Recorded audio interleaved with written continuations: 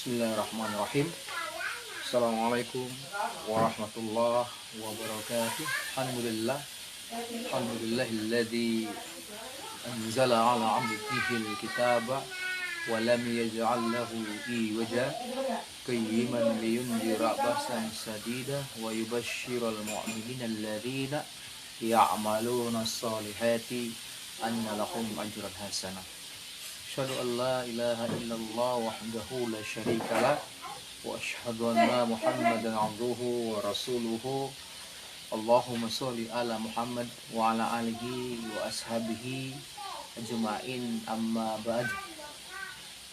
Ya ayyuhal muslimun ittaqullaha haqqa tuqatih wa la tamutunna illa wa antum muslimun. Alhamdulillah, ikhwatul iman yang insyaallah dimuliakan oleh Allah Subhanahu wa taala. Alhamdulillah, tiada henti-hentinya kita memanjatkan syukur dengan mengucapkan selalu puji-pujian kepada Allah Subhanahu wa taala. Alhamdulillah, Allah Subhanahu wa taala sampai pada detik hari ini memberikan kita kenikmatan iman dan kesempatan, alhamdulillah juga dengan kesehatan lengkap, yang alhamdulillah sampai pada detik hari ini masih ada dalam diri kita masing-masing.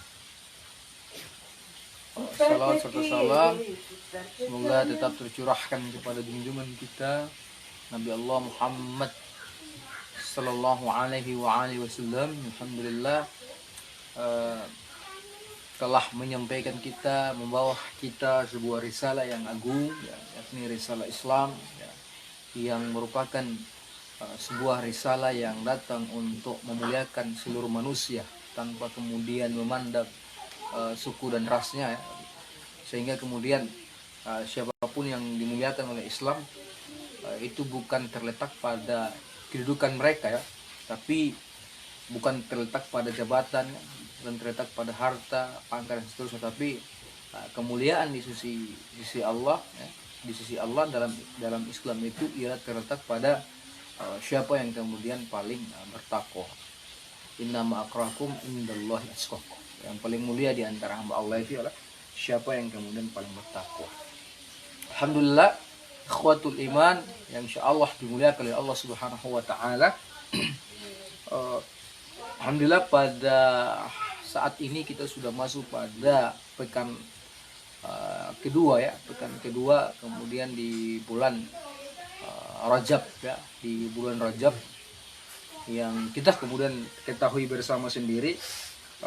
Bulan Rajab ini dalam hitungan kalender Hijriah adalah bulan ke-7, bulan ke-7 yang ini juga kemudian disebut sebagai salah satu bulan yang kemudian suci, bulan suci atau kemudian bulan haram, bulan haram.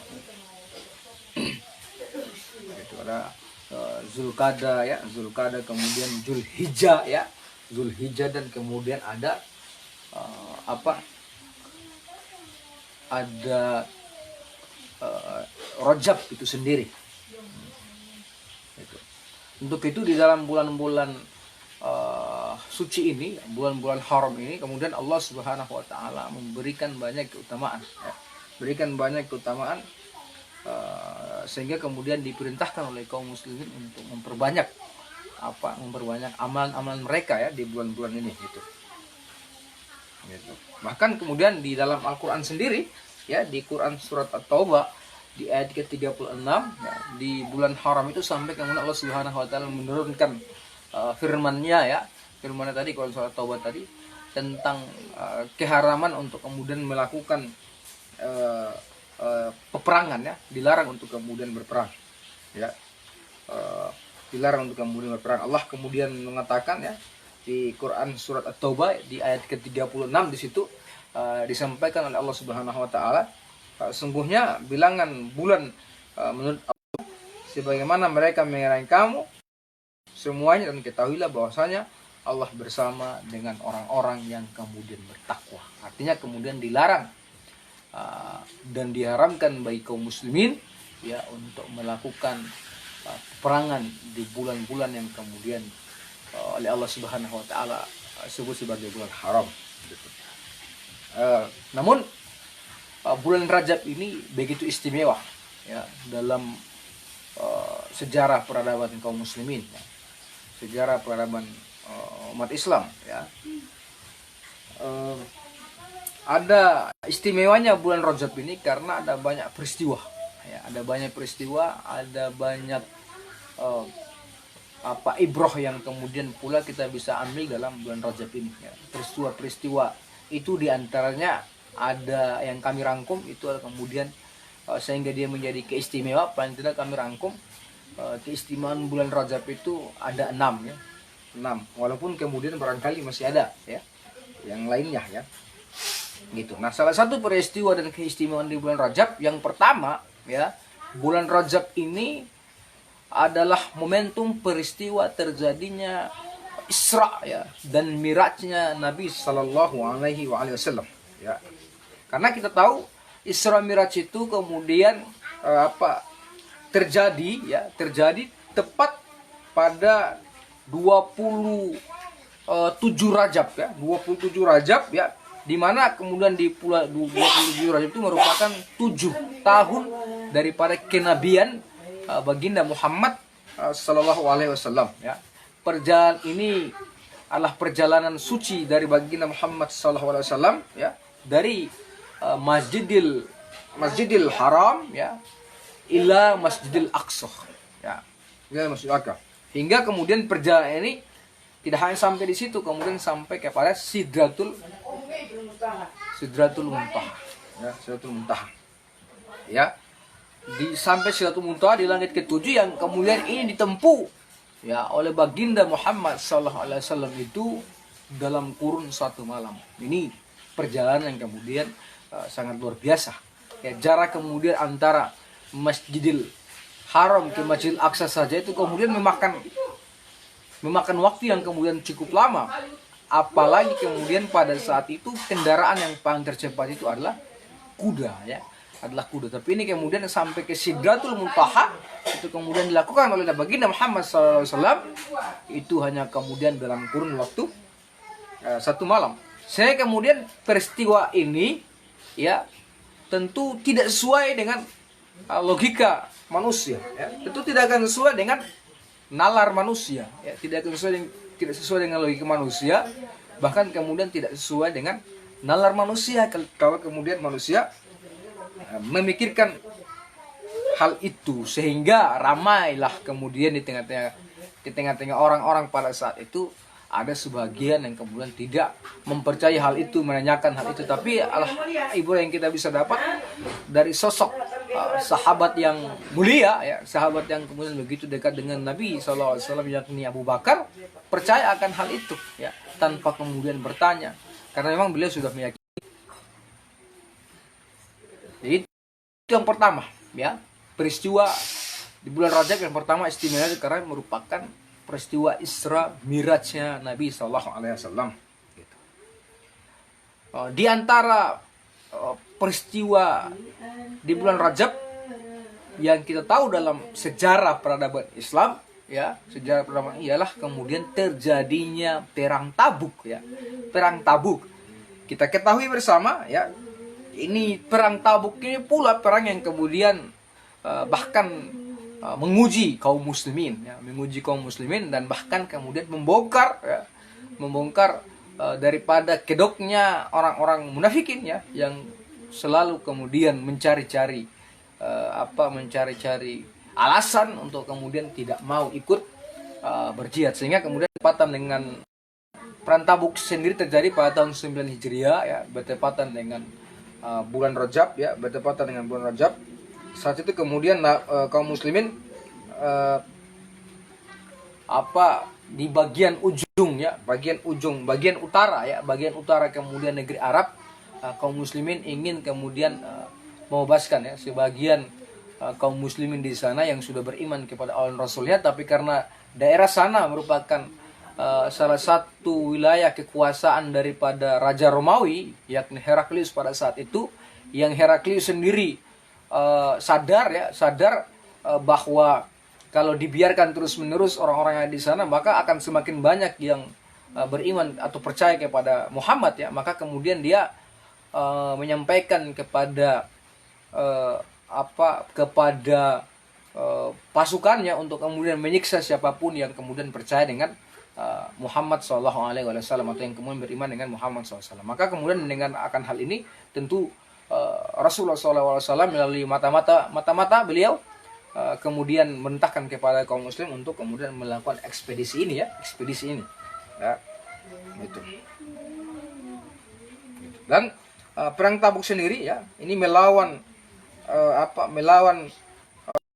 Rasulullah SAW ya, gitu.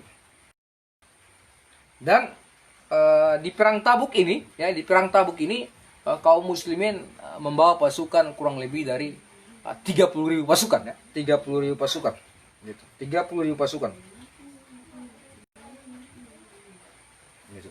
Walaupun kemudian tidak terjadi peperangan karena kaum muslimin dan pasukan Romawi tidak bertemu di Tabuk ini ya, tapi di perang Tabuk ini kemudian menguji dan kemudian kita bisa melihat ya, dalam lembaran sirah itu kita bisa melihat mana orang-orang yang kemudian betul-betul beriman kepada Nabi, percaya kepada Nabi, tulus dalam memperjuangkan ajaran Islam, mana yang tidak ya, mana yang tidak. Karena kita lihat sampai kemudian disebut oleh baginda Muhammad SAW ini, perang Tabuk ini disebut dengan perang Lausrah ya, perang yang kemudian sangat sulit, sehingga kemudian Nabi menyampaikan kepada kaum muslimin, man jahaza Lausrah falahul jannah ya, man jahaza Lausrah falahul jannah. Siapa yang kemudian mau berkorban untuk kemudian perang yang sulit ini, mengeluarkan sesuatu yang sulit, maka kemudian baginya adalah surga. Perang Tabuk kita tahu ini perang terjadi di mana kondisi kaum muslim itu, kondisi Madinah itu kemudian panas ya, sangat panas sekali,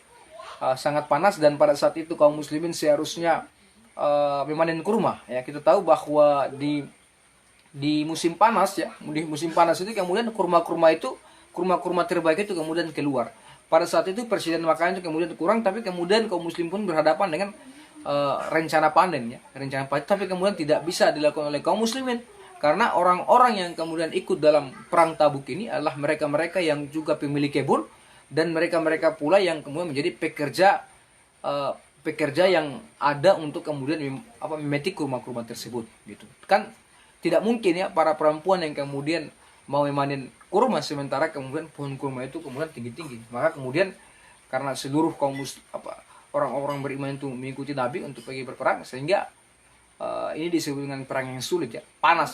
Antum bisa bayangkan ini perang yang kemudian panas. Rasulullah kemudian membawa pasukan yang kemudian cukup banyak, dan di antara pasukan-pasukan itu ketika mereka berjalan itu tidak ada di antara sebagian mereka itu bahkan kemudian tidak memiliki alas kaki. Antum bisa bayangkan ketika mereka berjalan dalam keadaan panas ya, di padang pasir ya, lalu kemudian tidak memakai alas kaki, itu apa yang kemudian terjadi.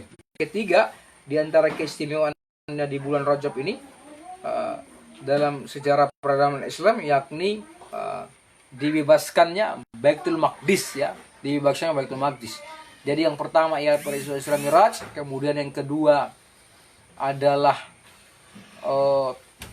Isra Miraj, kemudian yang kedua itu adalah kemudian perang Tabuk, yang ketiga di bulan Rajab itu kemudian terjadi yang namanya pembebasan Al-Quds ya, atau kemudian pembebasan Baitul Maqdis atau Palestina ya, Palestina. Ini kemudian terjadi pada 27 Rajab, tepat pada tahun 583 Hijriah, yang kemudian dipimpin oleh Salahuddin ya Al-Ayyubi ya.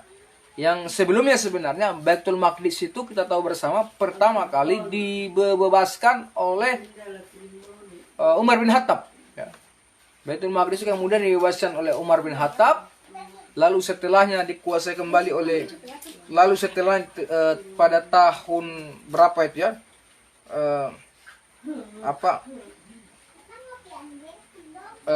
tahun 16 Hijriah ya, tahun 16 Hijriah, yang kemudian Umar bin Khattab itu berhasil membebaskan Al-Quds ya, berhasil membebaskan Al-Quds ya. Walaupun kemudian saat itu kaum muslim pada saat itu sudah mengepung seluruh Baitul Maqdis ya, namun ada di antara pendeta yang ada saat itu di situ, yaitu pendeta Nasrani ya, pendeta Nasrani kemudian tidak mau memberikan kunci gerbang wilayahnya ya, kunci gerbang wilayahnya ya, gitu. Sampai sang pendeta meminta pemimpin kaum muslimin itu ya dipanggil untuk menemuinya. Hingga kemudian saat itu yang memimpin ialah Umar bin Khattab. Hingga kemudian Umar bin Khattab itu datang ke Baitul Maqdis ya, gitu. Sehingga kemudian sang pendeta melihat ciri-ciri ya, ciri-ciri daripada pemimpin pasukan kaum muslimin yaitu Umar bin Khattab, yang kemudian dijelaskan dalam kitab mereka yang masih murni ya, kitabnya orang Nasrani ya. Kemudian setelah melihat hal tersebut, pendeta tadi kemudian memberikan kunci gerbang wilayahnya kepada kepada Umar bin Khattab. Jadi yang ketiga di antara keutamaan bulan Rajab ialah kemudian terjadinya pembebasan Al-Quds ya, terjadinya pembebasan Al-Quds atau kemudian pembebasan Baitul Maqdis Palestina ya. Yang keempat di antara keutamaan di bulan Rajab ialah turunnya perintah Allah Subhanahu wa taala kepada kaum muslimin untuk menjalankan sebuah risalah yang sampai hari ini masih kemudian dilaksanakan oleh kaum muslimin, yakni melaksanakan perintah salat 5 waktu ya, melaksanakan perintah salat 5 waktu. Kita lihat perintah salat 5 waktu ini kan kemudian terjadi di poin pertama tadi, yakni pada peristiwa Isra Mi'rajnya Nabi SAW ya. Peristiwa Isra Mi'rajnya Nabi SAW ya, yang kemudian menerima ya perintah ini ya, menerima perintah ini. Bahkan kemudian salah satu yang saya belum sampaikan tadi, bahwa ketika Nabi sampai ke Sidratul Muntaha, kemudian Nabi diperlihatkan lain-lain, sampai kemudian Nabi berjumpa kepada seluruh para nabi, lalu kemudian Nabi disuruh menjadi imam, menjadi qawam dari seluruh nabi ya, imam sholat, sampai kemudian ada perintah sholat 5 waktu. Yang kelima ya, di bulan Rajab ini kita tahu yang kelima di antara keutamaan yang lain, keistimewaan lain, yang kelima ialah kemudian perpindahan arah kiblat ya, yang dari Masjidil Aqsa ya, yang dari kemudian Masjidil Aqsa lalu kemudian berubah ke arah Makkah ya. Ya, ini merupakan bentuk doa daripada baginda Muhammad SAW ya kepada Allah agar kemudian kiblatnya kaum muslimin itu tidak sama dengan kiblat ya orang Yahudi atau kemudian orang Nasrani gitu. Sampai kemudian Allah Subhanahu wa taala mengabulkan apa yang kemudian diminta oleh kekasihnya yakni Muhammad SAW. Saya kemudian berpindahlah kiblatnya kaum muslimin yang awalnya di Masjid Al-Aqsa, lalu kemudian berpindah ke Ka'bah atau kemudian ke Makkah ya, ke Makkah. Lalu yang keenam ya, yang menurut kami ada 6 keutamaan. Yang keenam ialah peristiwa di bulan Rajab ini adalah peristiwa yang ditandai dengan kejatuhannya Daulah Khilafah Islamiyah ya, Daulah Khilafah Islamiyah ya. Itu pada saat itu Daulah Khilafah Islamiyah diruntuhkan oleh Mustafa Kemal Atatürk pada 3 Maret 1924 Masehi, yang bertepatan dengan 28 Rajab ya, 28 Rajab 1342 Hijriah. Yang bulan Rajab ya ditandai dengan 28 Rajab itu merupakan peristiwa yang sangat memilukan bagi umat Islam ya, yang kemudian sangat menyakitkan ya bagi umat Islam, di mana kemudian umat Islam kehilangan jenahnya ya, kehilangan perisai ya. Umat Islam itu kemudian kehilangan penjaga ya. Umat Islam itu kemudian kehilangan institusi ya, sehingga kemudian para ulama menyebutkan runtuhnya Daulah Khilafah ya merupakan induk daripada kemudian segala bentuk kemaksiatan. Runtuhnya khilafah merupakan jari'am ya. Runtuhnya khilafah layaknya umat Islam itu kehilangan ya, bagaikan seekor anak ayam ya yang kemudian kehilangan induknya ya. Umat Islam ya yang dahulunya merupakan negara yang kemudian menerapkan seluruh beluk syariat ya, sehingga kemudian disebut negara Islam, berubah menjadi sebuah negara yang kemudian dikenal dengan negara republik sekuler. Ya. Turki diubah menjadi negara republik sekuler yang kemudian di dalamnya menerapkan nilai-nilai sekuler, hingga kemudian tidak ada lagi sampai pasca jatuhnya Daulah Khilafah, tidak ada lagi hingga kemudian hari ini negara yang betul-betul menjaga dan melindungi umat, ya, baik dari akidahnya, ya, baik melindungi akidah, baik melindungi umat dari sisi akidah, melindungi umat atas hartanya, melindungi umat atas kehormatannya, melindungi umat kemudian atas darahnya, atas kemudian nyawanya. Kita bisa lihat, ya, kita bisa lihat bagaimana kemudian terjadi berbagai macam kemudian bentuk penindasan, ya, berbagai macam bentuk penyiksaan, ya, terhadap kaum muslimin yang kemudian dilakukan oleh musuh-musuh Islam, ya, dilakukan oleh orang-orang yang kemudian membenci Islam, ya. Beberapa hari ini kemudian viral, ya, sebuah informasi, sebuah video yang kemudian menggambarkan bagaimana pelecehan, ya, yang kemudian diterima oleh muslimah India, ya, muslimah India yang kemudian coba dibully, ya, bahkan ada yang kemudian dilemparkan oleh air di comberan, ya, hanya kemudian karena mereka menggunakan pakaian muslimah mereka, ya. Kita bisa lihat juga bagaimana kemudian yang terjadi terhadap saudara-saudara kita yang ada di Palestina. Tanah mereka direbut, rumah-rumah mereka hancur, dibombardir, nyawa-nyawa mereka nyawa-nyawa mereka kemudian tertumpahkan. Padahal Nabi SAW kemudian pernah mengatakan, la zawalad dunya indallah min qatli rajul muslimin, ya. Hancurnya kemudian dunia itu lebih ringan, ya, dibandingkan dengan jatuhnya seorang muslim, matinya kemudian seorang muslim. Belum lagi kita bicara tentang kondisi kaum muslim yang ada di Myanmar misalkan, yang kemudian ada di Panatani, yang kemudian ada di Afghanistan, ya, kaum muslim yang ada di Suriah, ya, kemudian kaum muslimin yang ada di Uighur, ya, di Uighur, dan masih banyak negeri-negeri muslim yang lain yang kemudian tidak bisa dijaga darah-darah mereka, muslimah mereka tidak bisa dijaga kehormatannya. Kita teringat dengan kisah seorang muslimah, ya, ketika masa Khalifah Al-Mutasyimbilah yang sengaja kemudian disingkap auratnya, ya, sehingga kemudian memicu dia untuk mengatakan di mana Khalifah Al-Mutasyimbilah, sampai kemudian Khalifah Al-Mutasyimbilah memerintahkan pasukan, ya, kaum muslimin untuk menangkap, ya, isi Yahudi tersebut sampai kemudian ditangkap, ya. Tapi bagaimana dengan kondisi kaum muslimin hari ini, ya? Bagaimana dengan kondisi kaum muslimin hari ini? Mudah-mudahan peristiwa-peristiwa yang kemudian terjadi pada bulan Rajab itu memotivasi kita bisa sebagai kaum muslimin, kita bisa mengambil ibrah dalamnya, sebagai kaum muslimin kita bisa mengambil pelajaran, mengambil hikmah, sehingga kemudian kita memiliki motivasi tersendiri, ya, memiliki usaha tersendiri. Bagaimana kemudian peristiwa-peristiwa yang terjadi di bulan Rajab pada saat dulu bisa kemudian terjadi pada saat ini.